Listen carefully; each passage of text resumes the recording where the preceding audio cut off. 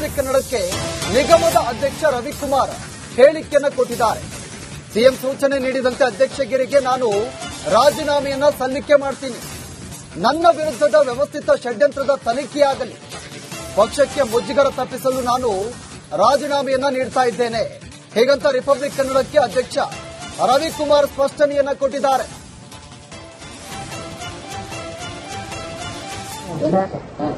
Sir ಇದನ್ನ ಮಾಡ್ತಾ ಇದ್ರು, ಬಹಳ ಏನೇನಾಗೈತಿ ಅಂತ ಕೇಳ್ತಾ ಇದ್ರು. ನೋಡ್ರಿ ಆಯ್ತು, ನಾನು ಕೇಳ್ಬೇಕು ಏನೇನೈತೆ ಅಂತ ಹೇಳ್ಬೇಕಲ್ಲ ನೀವು. ಹೇಳಿ ಸರ್ ಅವ್ರಿಗೆ ಮಂಜು ಹೇಳಿ. ಏನು ರಾಜ್ಯದ ಭೋವಿ ನಿಗಮದಲ್ಲಿ ಭ್ರಷ್ಟಾಚಾರ ಆಗಿದೆ ಅನ್ನುವಂತ ಆರೋಪ ಕೇಳಿ ಬಂದಿತ್ತು. ಈ ವಿಚಾರವಾಗಿ ಮಾತಾಡ್ಲಿಕ್ಕೆ ನನ್ನ ಜೊತೆಗೆ ಸ್ವತಃ ಅಧ್ಯಕ್ಷರ ಎದುರು ಅವರು ಮಾತಾಡಿಸಿದ್ರಿ. ಸರ್, ನಿಮ್ಮ ಮೇಲೆ ಒಂದು ಆರೋಪ ಬಂದಿರುವಂತದ್ದು, ಏನ್ ಹೇಳ್ತೀರಿ ಅಂತ ಹೇಳಿ. ಅದೆಲ್ಲ ಆಧಾರರಹಿತ ಸುಳ್ಳು. ಸಮಗ್ರ ವಿಡಿಯೋನೇ ಇದೆ ಸರ್. ಅಲ್ಲ, ವಿಡಿಯೋ ಯಾರು ಬಂದು ಮಾಡಿದ್ರೆ ಹೆಂಗ್ ನಾನು ಏನ್ ಮಾತಾಡಿದ್ದೀನಿ ಅಂತ ಅದಕ್ಕೆ FSL ಕೊಡ್ತಾ ಇದ್ದೀನಲ್ಲ, ತನಿಖೆಗೆ ನಾನೇ ಆಗ್ರಹ ಮಾಡ್ತಿದ್ದೀನಿ. ವಿಡಿಯೋ ಇದ್ರೆ ನಾನು ಅದರಲ್ಲಿ ಇದ್ರೆ ತಪ್ಪಿಸ್ತಾರೆ, ನಾನೇ ಯಾಕೆ ಆಗ್ರಹ ಮಾಡ್ತೀನಿ? ನಾನೇ ಹೇಳ್ತಾ ಇದ್ದೀನಿ, ಮುಖ್ಯಮಂತ್ರಿ ಹೇಳಿದ್ದೀನಿ, ಉಪಮುಖ್ಯಮಂತ್ರಿ ಹೇಳಿದ್ದೀನಿ. ಅಂದ್ರೆ ರಾಜ್ಯಾದ್ಯಂತ ನಿಮ್ಮ ರಾಜೀನಾಮೆಯ ಇದು ಒತ್ತಾಯ ಕೇಳಿ ಬರ್ತಿರುವಂತದ್ದು. ಈಗ ಬಿಜೆಪಿ ಏನ್ ನೋಡ್ರಿ, ಏನೋ ಒಂದು ಹುಡುಕ್ತಾ ಇರ್ತಾರೆ, ಇಂಥದ್ದು ಸಿಕ್ಕಿದೆ, ಇದ್ರಲ್ಲಿ ಏನ್ ಕುಲಂಕುಷ ಇದೆ, ಏನಿಲ್ಲ ಅಂತಕ್ಕಂಥ ಚರ್ಚೆ ಇಲ್ಲ. ಒಟ್ಟು ಏನಪ್ಪ, ಸರ್ಕಾರಕ್ಕೆ ಗೂಬೆ ಕೂರಿಸಬೇಕು, ಸರ್ಕಾರಕ್ಕೆ ಕೆಟ್ಟ ಹೆಸರು ಬರಬೇಕು, ಇದು ನಿಗಮಕ್ಕೂ ಕೆಟ್ಟ ಹೆಸರು ಬರಬೇಕು, ಈ ತರ ಅವ್ರು ಮಾಡ್ತಾರೆ. ಅಂದ್ರೆ ನೀವು ರಾಜೀನಾಮೆ ಕೊಡ್ತೀರಾ ಸರ್? ಕೊಡ್ತೀವಿ. ಮುಖ್ಯಮಂತ್ರಿಗಳು ಉಪಮುಖ್ಯಮಂತ್ರಿಗಳಲ್ಲಿ ಭೇಟಿ ಆಗದಿದೆ, ಸಾರಾಂಶ ಏನಿದೆ ಅಂತ ಹೇಳ್ಬೇಕು. ಅದೆಲ್ಲ ಹೇಳಿದ ಮೇಲೆ ಪಕ್ಷಕ್ಕಿಂತ ನಾನು ದೊಡ್ಡವನಲ್ಲ, ಸರ್ಕಾರಕ್ಕಿಂತ ನಾನು ದೊಡ್ಡವನಲ್ಲ, ನಾನೊಬ್ಬ ಸಾಮಾನ್ಯ ಕಾರ್ಯಕರ್ತನಿಂದ ಬಂದವನು. ಪಕ್ಷದಲ್ಲಿ ಅಧ್ಯಕ್ಷರು ಮತ್ತು ಉಪಮುಖ್ಯಮಂತ್ರಿಗಳು ಮತ್ತೆ ಮುಖ್ಯಮಂತ್ರಿಗಳು, ಜನಪ್ರಿಯ ಮುಖ್ಯಮಂತ್ರಿಗಳು ಎಲ್ಲರೂ ಸೇರಿ ಒಬ್ಬ ಕಾರ್ಯಕರ್ತ ಅಂತೇಳಿ, ಒಬ್ಬ ಸಮಾಜದನು ಅಂತೇಳಿ ಅವರಿಗೆ ನಮ್ಮ ಸೇವೆಯನ್ನು ನೋಡಿ ಇವತ್ತು ನಾನು ಗುರುತಿಸಿದ್ದಾರೆ. ಆ ಗುರುತಿಸಿದ್ದಕ್ಕೆ ನಾನು ಧನ್ಯವಾದ ಹೇಳ್ತಾ, ಅವ್ರು ಏನ್ ಹೇಳ್ತಾರೆ, ಉಪಮುಖ್ಯಮಂತ್ರಿಗಳು ಮತ್ತೆ ಮುಖ್ಯಮಂತ್ರಿಗಳು ಏನ್ ಹೇಳ್ತಾರೆ ಅದಕ್ಕೆ ನಾನು. ಅಂದ್ರೆ ಸಿಎಂ ಈಗಾಗಲೇ ನಿಮ್ಗೆ ರಾಜೀನಾಮೆ ಕೊಡಿ ಅಂತ ಹೇಳಿ ಸೂಚನೆ ಕೊಟ್ಟಿದ್ದಾರೆ ಅಂತ ಮಾಹಿತಿ. ಈಗ ನಾನು ಹೇಳಿದ್ನಲ್ಲ, ನಾನೇ ಮೈಸೂರಿಂದ ಫೋನ್ ಮಾಡಿದ್ರು, ರವಿಕುಮಾರ್ ಏನಪ್ಪ ಅಂತ. ಅದಕ್ಕೆ ನಾನೇನ್ ಹೇಳಿದೆ, ಹಣ ಇದು ಷಡ್ಯಂತ್ರ ಆಗಿದೆ, ಹಿಂಗಾಗಿದೆ, ತೇಜೋವಧನೆ ಮಾಡಿದ್ದಾರೆ, ಅದಕ್ಕೋಸ್ಕರ ಪಕ್ಷಕ್ಕೆ ಮತ್ತೆ ಸರ್ಕಾರಕ್ಕೆ ಮುಜುಗರ ಆಗದೆ ನಾನೇ ರಾಜೀನಾಮೆ ಕೊಡ್ತೀನಿ ಅಂತ ಹೇಳಿದ್ದೀನಿ. ಆಯ್ತು, ತನಿಖೆ ಮಾಡೋಣ, ತನಿಖೆ ಮಾಡ್ಬೇಕು, ಆಯ್ತು ತನಿಖೆ ಮಾಡ್ಸೋಣ ಅಂತ ಹೇಳಿದ್ದಾರೆ. ಯಾವಾಗ ಹೋಗ್ತೀರಾ ಸರ್? ಯಾವಾಗ ಹೋಗಿ? ನಾಳೆ ನಾಡ್ದು ಹೋಗ್ತೀನಿ. ನಾಳೆ ನಾಡ್ದ್ರಲ್ಲಿ ಹೋಗಿ ರಾಜೀನಾಮೆ. ಈಗ ನಾನು ಇದನ್ನೆಲ್ಲ ತಗೋಬೇಕಲ್ಲ, ಯಾವ್ದ್ರ ಮೇಲೆ ಇದು ಮಾಡಿದಾರೆ ಡಾಕ್ಯುಮೆಂಟ್ಸ್ ಎಲ್ಲ ತಗೋಬೇಕು. ಡಾಕ್ಯುಮೆಂಟ್ಸ್ ಎಲ್ಲ ತಗೊಂಡು ಕೊಡ್ತೀನಿ ಅವರಿಗೆ. ಯಾಕಂದ್ರೆ ಅವ್ರಿಗೆ ಸುಮ್ಮನೆ ಹಂಗೆ ಹೇಳಕ್ ಬರಲ್ಲ, ಪಿನ್ ಟು ಪಿನ್ ಇರುತ್ತಲ್ಲ, ಅದನ್ನ ತಗೊಂಡು ಹಿಂಗಾಗಿದೆ, ಹಿಂಗ್ ಬಿಟ್ಟಿದೆ, ಹಿಂಗ್ ಬಟ್ಟಿದೆ, ಹಿಂಗೆ ಅಂತ. ಅಂದ್ರೆ ಪಕ್ಷಕ್ಕೆ ಮುಜುಗರ ಆಗಬಾರ್ದು ಅನ್ನೋ ನಿಟ್ಟಿನಲ್ಲಿ ನೀವು ರಾಜೀನಾಮೆ. ಹೌದು, ಅದಕ್ಕೆ 100 ಸತ್ಯ. ಅಂದ್ರೆ ಇದ್ರ ಹಿಂದೆ ಷಡ್ಯಂತ್ರ ಇದೆಯಾ ಅಂತ? ಇಲ್ಲ, ಷಡ್ಯಂತ್ರ ಅಂದ್ರೆ ಯಾವ ತರ ನೀವು ಕೇಳೋದು? ಅಂದ್ರೆ ನೀವು ಹೇಳ್ತಿರುವಂತದ್ದು ಇದು ಬೇರೆ ಷಡ್ಯಂತ್ರ ಮಾಡಿದ್ದಾರೆ, ನನ್ನ ಸಿಕ್ಸ್ಲಿಕ್ಕೆ ಈ ತರದ ಮಾಡಿ ವಿಡಿಯೋ 100%. ಒಟ್ಟು ನಾಳೆ ನಾಡೋದು ಮಾತಾಡ್ತಿದ್ದೀರಿ ನೀವು, ಕ್ಯಾಮ್ರಾ ಇಟ್ಕೊಂಡು ಹೆಂಗ್ ಗೊತ್ತಾಯ್ತೆ? ಈಗ ಪೆನ್ ಡ್ರೈವ್ ಬಂದಿದೆ, ಹೆಂಗ್ ಗೊತ್ತಾಯ್ತು ನನಗೆ? ನೀವು ವಿಶ್ವಾಸ ಮೇಲೆ ಬಂದು ಕೂತಿದ್ರಿ. ನೀವು ವಿಶ್ವಾಸದಲ್ಲಿ ನೀವು ತಗೊಂಡ್ರೆ ನೀವು ಅದರಲ್ಲಿ ರೆಕಾರ್ಡ್ ಮಾಡ್ಕೊಂಡು ಹೋಗಿ ನಾನು ಹರಾಜ್ ಆಗ್ತಿರಂತೆ, ನಿಗಮ ಹರಾಜ್ ಆಗ್ತಿರಂತೆ, ಸರ್ಕಾರಕ್ಕೆ ಕೆಟ್ಟ ಹೆಸರು ಬರಂಗೆ, ಪಕ್ಷಕ್ಕೆ ಕೆಟ್ಟ ಹೆಸರು ಬರಂಗೆ ಮಾಡಿದ್ರೆ ನಾನು ಏನ್ ಮಾಡಿದೆ? ಅಲ್ಲಿ ಕೋಟಿ ವ್ಯವಹಾರದ ಅಂದ್ರೆ ಕಮಿಷನ್ ಆರೋಪಗಳು ಕೇಳಿ ಬಂದಿದೆ, ನೀವು ಮಾತಾಡಿರುವಂತ ವಿಡಿಯೋ ಇರುವಂತದ್ದು ಸರ್. ಈಗ ನೋಡ್ರಿ, ಕೋಟಿ ಹಣ ಅಂತಲ್ಲ, ಯಾವುದಕ್ಕೆ ಕೊಟ್ಟಿದ್ದಾರೆ ಏನು ಅಂತಕ್ಕಂಥದ್ದು ಕೇಳಿದ್ವಿ. ಈಗ ಒಂದು ಉದಾಹರಣೆಗೆ ಒಂದು 15 ಕೋಟಿ ಕೊಟ್ಟಿರ್ತಾರೆ. ಅದಕ್ಕೆ ಈ 15 ಕೋಟಿ ಎಲ್ಲಿಗೆ ಹೋಯ್ತು, ಎಲ್ಲಿಗೆ ಬಂತು ಅಂತ ಕೇಳ್ಬಿಡ್ವಾ? ಎಷ್ಟು ಖರ್ಚಾಗಿದೆ, ಇನ್ನು ಎಷ್ಟು ಯಾಕೆ ಖರ್ಚಾಗಿಲ್ಲ? ಆಮೇಲೆ ನಮ್ಮ ಸರ್ಕಾರ ದುಡ್ಡು ಕೊಡುತ್ತೆ, ಬೇಗ ಖರ್ಚು ಮಾಡಬೇಕು, ಖರ್ಚು ಮಾಡಿದ್ರೆ ವಾಪಸ್ ಹೋಗುತ್ತೆ, ಇಲ್ಲಿ ಬಲಿ ಬಸ್ ಆಗ್ತಾರೆ. ಅದಕ್ಕೋಸ್ಕರ ಸರ್ಕಾರದಿಂದ ಗೈಡ್ಲೈನ್ಸ್ ಇರುತ್ತೆ, ಬೇಗ ಮಾಡಿ. ಮತ್ತೆ ಸುಮ್ಮನೆ ಇವ್ರು ಕೆಲಸ ಮಾಡಿದ್ರೆ ಮುಂದೆ ಬರ್ತಕ್ಕಂಥ ಹಣನೂ ಬರಲ್ಲ.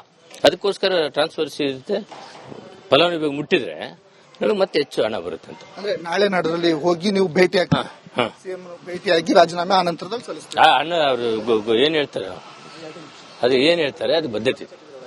ಇದಿಷ್ಟು ಅಧ್ಯಕ್ಷರ ಮಾತಾಗಿರುವಂತದ್ದು. ಈಗಾಗಲೇ ಏನು ಸಿಎಂ ಅವರು ಸೂಚನೆಯನ್ನ ಕೊಟ್ಟಿದ್ದಾರೆ. ಹಾಗಾಗಿ ನಾಳೆ ಅಥವಾ ನಾಡಿದ್ರಲ್ಲಿ ಹೋಗಿ ಏನು ರಾಜೀನಾಮೆಯನ್ನ ಸಲ್ಲಿಸ್ತೇನೆ, ಜೊತೆಗೆ ಈ ಹಿಂದೆ ಷಡ್ಯಂತ್ರ ಸಹ ನಡೆದಿರುವಂತದ್ದು, ನಾನು ತನಿಖೆಯನ್ನ ಸಹ ಮಾಡಲಿ ಎನ್ನುವಂತ ಆಗ್ರಹವನ್ನ ಸಹ ಮಾಡ್ತೀನಿ ಎನ್ನುವಂತ ಮಾತನ್ನ ಭೋವಿ ನಿಗಮದ ಅಧ್ಯಕ್ಷರಾಗಿರುವಂತಹ ರವಿಕುಮಾರ್ ಅವರು ಹೇಳಿರುವಂತದ್ದು. ಕ್ಯಾಮರಾ ಪರ್ಸನ್ ಚಿರಾಗ್ ಜೊತೆ ಭೀಮಾನಗರ್, ರಿಪಬ್ಲಿಕ್ ಕನ್ನಡ, ಶಿವಮೊಗ್ಗ. ರಿಪಬ್ಲಿಕ್ ಕನ್ನಡಕ್ಕೆ ನಿಗಮದ ಅಧ್ಯಕ್ಷ ರವಿಕುಮಾರ್ ಹೇಳಿಕೆಯನ್ನ ಕೊಟ್ಟಿದ್ದಾರೆ.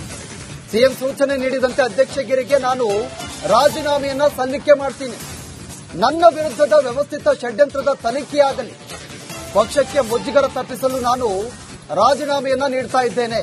ಹೀಗಂತ ರಿಪಬ್ಲಿಕ್ ಕನ್ನಡಕ್ಕೆ ಅಧ್ಯಕ್ಷ ರವಿಕುಮಾರ್ ಸ್ಪಷ್ಟನೆಯನ್ನ ಕೊಟ್ಟಿದ್ದಾರೆ.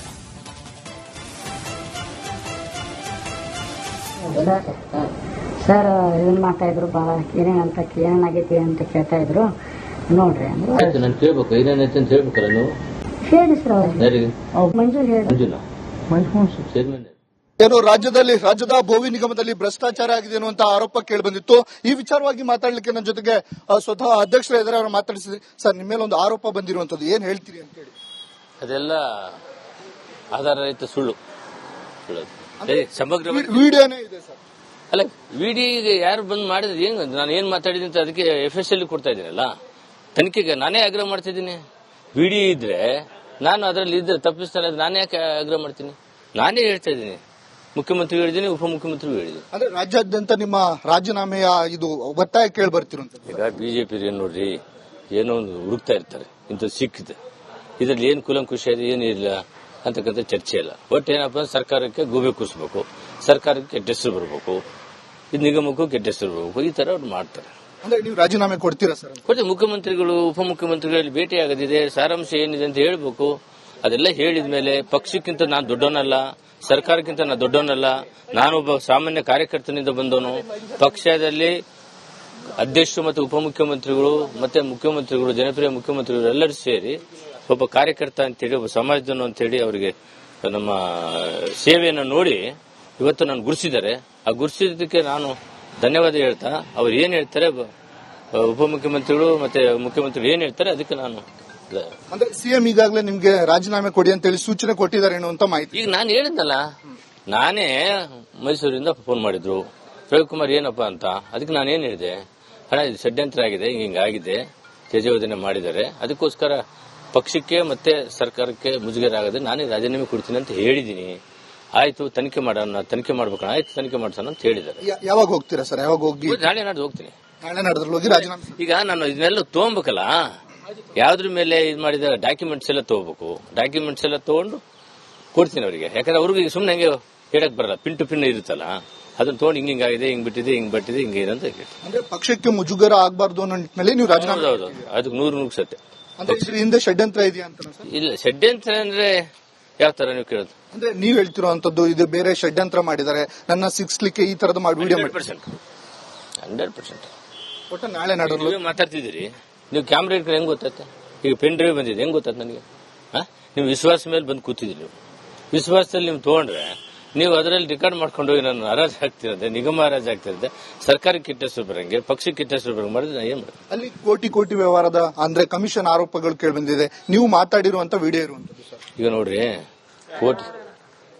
ಕೋಟಿ ಹಣ ಅಂತಲ್ಲ, ಯಾವುದಕ್ಕೆ ಕೊಟ್ಟಿದ್ದಾರೆ, ಏನು ಅಂತಕ್ಕಂಥದ್ದು ಕೇಳಿದ್ವಿ.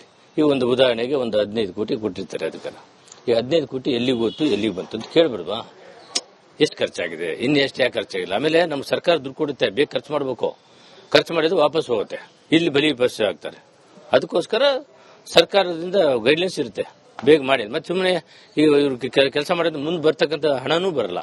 ಅದಕ್ಕೋಸ್ಕರ ಟ್ರಾನ್ಸ್ಫರ್ಸಿ ಇರುತ್ತೆ, ಫಲಾನುಭವಿಗೆ ಮುಟ್ಟಿದ್ರೆ ನಮಗೆ ಮತ್ತೆ ಹೆಚ್ಚು ಹಣ ಬರುತ್ತೆ ಅಂತ. ಅಂದ್ರೆ ನಾಳೆ ನಾಡಲ್ಲಿ ಹೋಗಿ ನೀವು ಭೇಟಿಯಾಗಿ ಸಿಎಂ ಭೇಟಿಯಾಗಿ ರಾಜೀನಾಮೆ ಆ ನಂತರದಲ್ಲಿ ಸಲ್ಲಿಸ್ತಾರೆ. ಅಣ್ಣ ಅವರು ಏನ್ ಹೇಳ್ತಾರೆ, ಅದು ಏನ್ ಹೇಳ್ತಾರೆ ಅದು ಬದ್ಧತೆ.